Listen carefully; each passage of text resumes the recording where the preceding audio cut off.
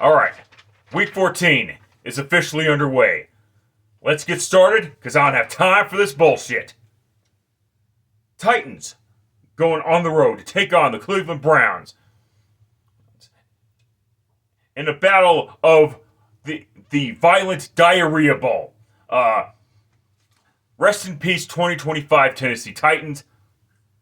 The Browns are mathematically alive for a playoff spot because the AFC North is a fucking joke. And this is what happens when the This is what happens when the Titans do stupid shit like fire their old GM, even though they should have known it was a tough fucking rebuild. This was not an easy fix. And then you pull the Chicago Bears and draft the quarterback, and then fire your head coach after you draft said quarterback. And the Cleveland Browns got sent back down to reality last week, losing to the San Francisco 49ers. And the Titans got their asses kicked by Jacksonville. In a perfect world, if it was just based on quarterback, I would take the Titans to win. However, there's more to it than the quarterback position. And the Cleveland Browns, quite frankly, are a better football team than the Tennessee Titans. So with that alone, I gotta take the Cleveland Browns to defeat the Titans. The Titans are a fucking mess. You only have one good player, and it's Jeffrey Simmons. Anyway, next up, and this is not to say the Browns are great. Let's get that right. Right, and I'm hearing reports that they might actually keep Deshaun Watson for 2026. And if things are if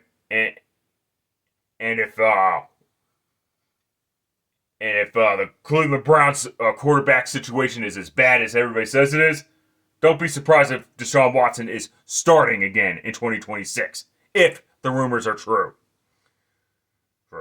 But anyway, moving on. Seahawks going on the road to take on the Atlanta Falcons. Fuck you, Falcons. Seriously? You lost to the Jets. I don't care who's starting at quarterback for the Falcons or the Jets for that matter. No excuse losing to the Jets. I don't care if it's outdoors and it's too cold out. Wah. Fuck out of here with that horse shit. And the Seahawks blanked the Vikings with an inexperienced quarterback. Heck. But hey, a win's a win. A win's a win either way. And like I said, there's more to it than the quarterback position. Seahawks, end of story. Moving on. Colts going on the road to take on the Jacksonville Jaguars. Big AFC South Division matchup. It's quite simple. The winner holds first place in the AFC South.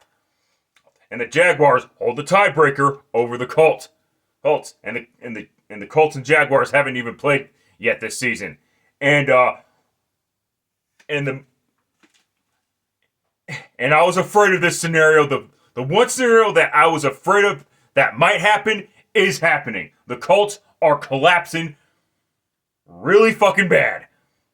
And now you're going to Jacksonville where you have not won in quite some fucking time. And quite frankly,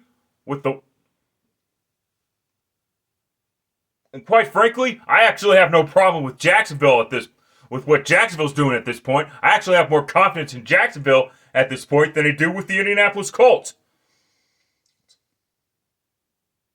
So with that being said, go ahead and take the Jaguars to defeat the Indianapolis Colts. The losing streak in Jacksonville continues. Commanders going on the road to take on the Minnesota Vikings. Jaden Daniels is back on the field, I guess. Yes, even though the Commanders they're not entirely 100% eliminated yet, but they're 3-9. Now I can say they're 3-9. I get it. You want to give Jaden Daniels the experience. but you're not gonna make the fucking playoffs. I'm sorry, you're just not. The Eagles might collapse, but they're not going to collapse to the point where they're going to go 8-9. Are they? And then the Minnesota Vikings, who are a bigger fucking mess than I initially thought. And people really need to be patient with JJ McCarthy.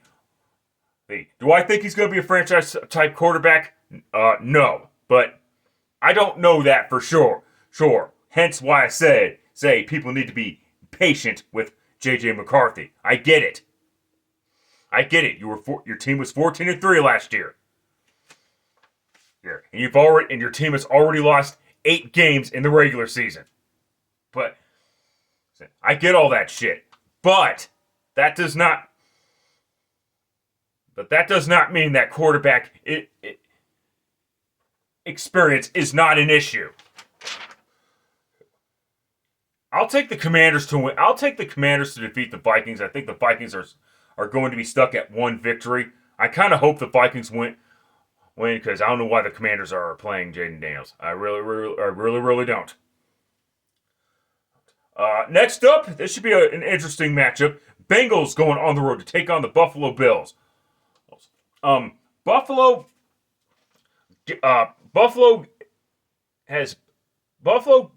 can Buffalo pull their fucking heads out of their asses? Seriously, can they fucking pull their heads out of their asses? They beat the Steelers last week. That's great, but they're supposed to be Super Bowl contenders. And in order to do that, you have to actually lead in your division, and you're not fucking doing that by hook or crook. You lost to the Patriots at home earlier this season. And the Bengals, Joe Burrow came back. Nothing special, really, but it's to be expected when Joe Burrow has been out due to turf toe. Joe Burrow may be back, and I understand the defense actually held up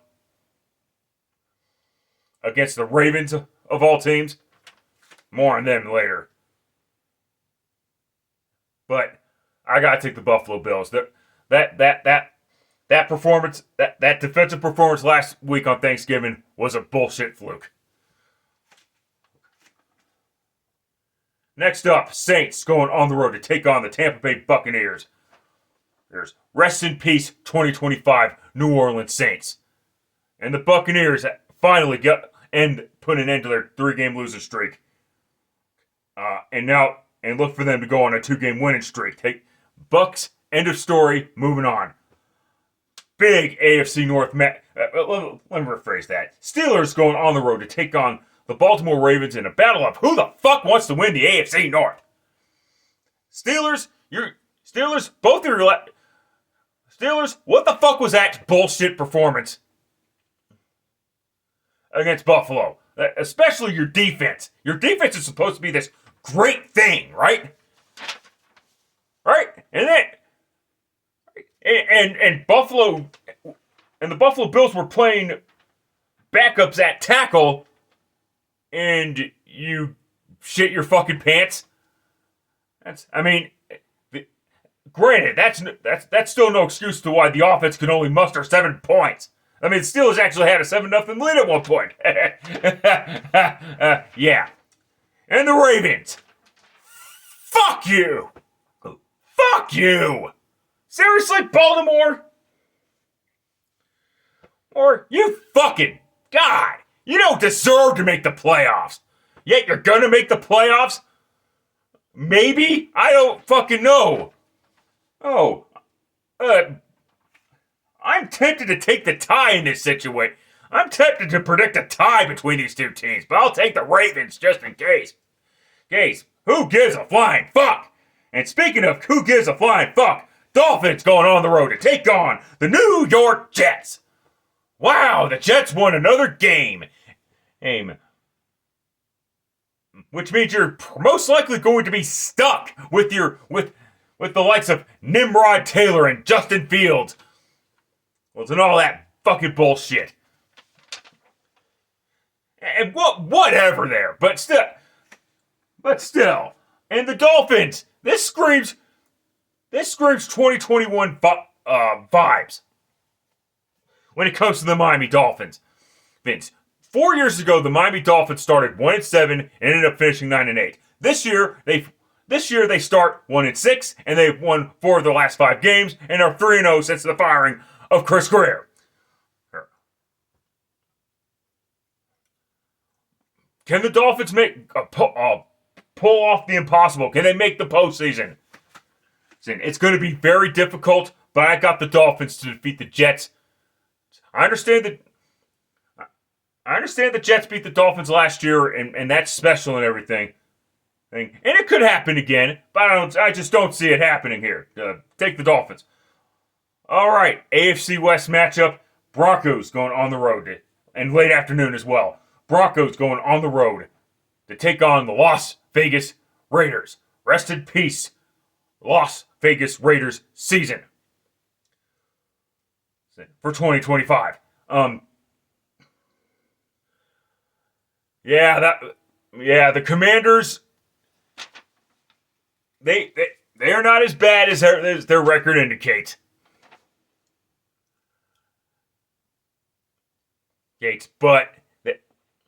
But they still they may have set up a blueprint on how to beat the Broncos long term. They may have lost the game ultimately in overtime, but the Broncos didn't look. Broncos looked like they didn't want to win. But hey, a win's a win. That's the bottom line. A win's a win, and a loss is a loss. And the Raiders got swept by the Chargers this season. I do believe they got swept by them again because they got swept by them last year.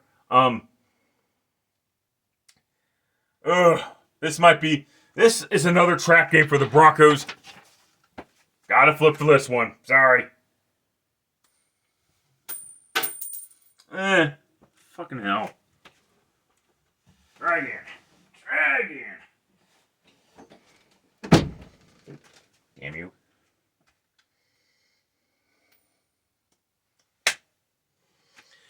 It landed tails. I'll take the Broncos, I guess, but it wouldn't shock me if the Raiders won. When they have nothing left. They have nothing left to lose except another game, and at that point, who gives a shit? Moving on. Rams going on the road to take on the Arizona Cardinals. Kyler Murray is shut down for the remainder of the season. And of course, rest in peace, 2025 Arizona Cardinals. The Cardinals really fucked up when they signed Kyler Murray to that long-term deal. I mean, forget his injuries. I mean, that's really bad.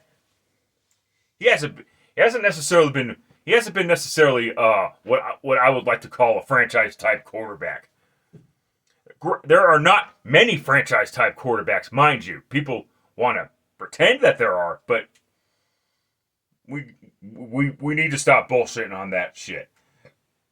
And the Rams did lose to the Panthers last week, which is whatever. But I think the Rams will bounce back and beat the Arizona Cardinals. Cardinals are fucking horrible. Well, here we go again. And America's Game of the Week on Fox. Bears going on the road to take on the Green Bay Packers. The Bears hold the number 1 seed in the NFC. And the Packers swept the Detroit Lions. And as an aside for the Lions, they did win, but last week on Thanksgiving, the Lions fan. Here's the deal. I want to feel bad for the Lions. I really do, but their fucking fan base is utterly ridiculous. That was it. Because in the first quarter, people were bitching about that Wicks touchdown catch. Oh, it wasn't a catch because it was a fucking catch. Shut it. I didn't take the... And I took the Lions to win. I get that shit, but come on. You didn't deserve... It makes it... When Lions fans pull that horse shit... Granted, every fan base is like that when they... Every fan base is like that, you know. Every fan base is like that when there are horrible calls. Lions fans do it. But most of the time, it's correct calls, and Lions fans pull that horse shit. Give me a fucking break. Anyway, now that I've got that out of the way, let's talk about the fact that the Bears-Packers rivalry actually means something this year. Here, the winner of this game takes first place in the NFC North.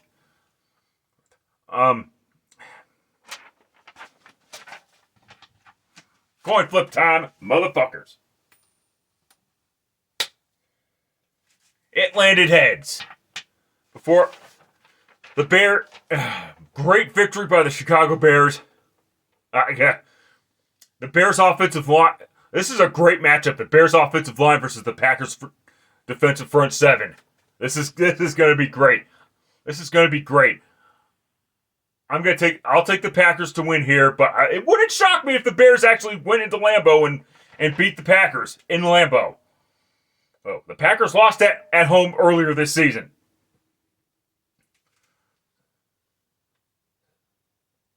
All right, Sunday Night Football. Texans going on the road to take on the Kansas City Chiefs. All of a sudden, this is a big matchup. The Texans started 0-3, but they're now 7-5. And the Chiefs lost to the fucking Cowboys. The same team that would lose to the Lions in embarrassing fashion because their defense sucks major fucking cock. Thank God Christ I did not take the Cowboys bait. Fucking hell. But seriously though, and I don't want to hear excuses that their right tackle was out when the Buffalo Bills were playing both.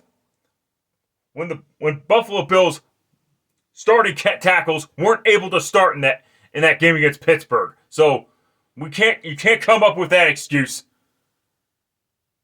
The fact of the matter is nobody's afraid of the Kansas City Chiefs this year. They don't scare anybody. Now, this might be a good defensive game.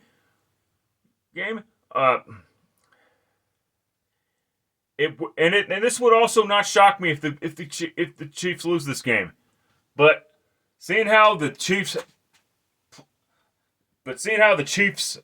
season is on the line, essentially, I got to go ahead and take the Kansas City Chiefs to defeat the Houston Texans. This is going to be a defensive struggle, which might be dangerous. First, because the Texans are the best defense in the league. But we'll see what happens there. And last up on Monday Night Football, simulcast on ESPN and ABC. The Eagles going on the road to take on the Los Angeles Chargers. Both teams are at 8-4, have a chance at 9-4. How the fuck did this happen? The Eagles? Oh, I know why. The Eagles' offense is still fucking constipated. Not enough probiotics on this fucking team, apparently, to just... Oh, and Jalen Carter's out on defense. Last time Jalen Carter was out, the Giants ran all over the fucking Eagles. And frankly, while the Chargers' running game isn't the greatest thing in the world since sliced bread was invented, I expect the Chargers to use a lot of play action in this game. And frankly, I got the Chargers winning this game. It doesn't fucking matter if the Chargers have lost both of their fucking tackles for the season at this point. point. Jim Harbaugh deserves a lot of fucking credit. I understand people call him overrated and shit and whatever. But yeah. But yeah. And while their offensive line, from an interior standpoint, isn't the greatest either, the Chargers do have some weapons. Unlike last year, they only had Ladd McConkey. This year they have Ladd McConkey and improving Quentin Johnston, and of course a returning Keenan Allen. That shit cannot be ignored. The Eagles have their receivers too. So this might be an interesting matchup, but the problem is the Eagles aren't fucking doing anything offensively. I mean, new fucking scheme? I don't know. But I gotta take the Chargers to defeat the Chiefs. To defeat the Eagles, excuse the fuck out of me. That's just how I see it. Let's see what happens when the chaos continues. That's it. That's all. Any pick changes will be in the description box down below. Though it might not be many pick changes because I'm getting this uploaded now. But till next time, later, fuckers.